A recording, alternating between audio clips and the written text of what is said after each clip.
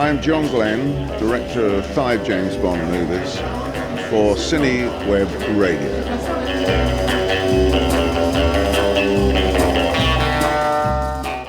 It's a strange thing with James Bond films, but they seem to take on a life of their own.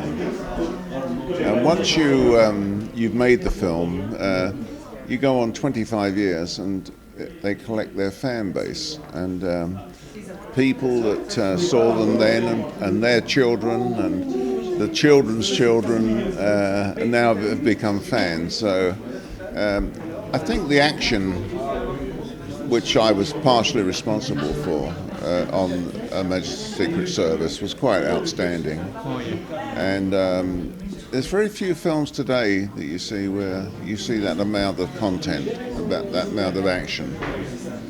Also, the relationships in that film are very good. And maybe at the time it wasn't a great success because of the adverse publicity.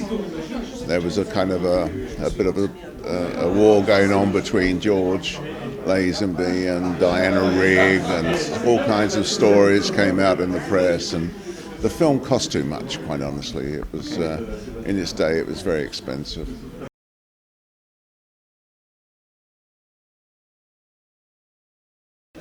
Well, George Lazenby I worked with for about 3 days. I had him doing action scenes with me, and he was very good. He was very athletic, he was very cooperative and very cheerful, as was Diana Rigg. Roger Moore for me will always be my favourite because Roger had such great humour.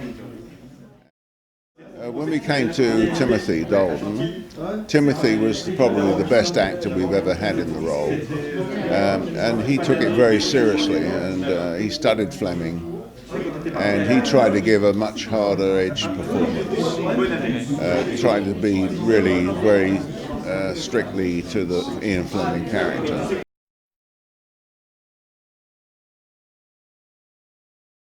It's the same with the pop. It's the same with pop music. The 60s was a great decade for pop music. The 80s, I think, for me, was a great decade for movies. The films I directed had a lot of me in them, in my style of action directing, in particular. For me, that was a very fruitful decade of filmmaking.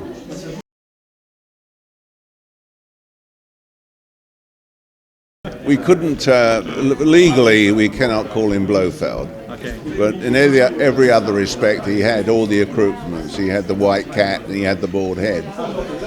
So it was a suggestion, but we didn't actually call him Blofeld.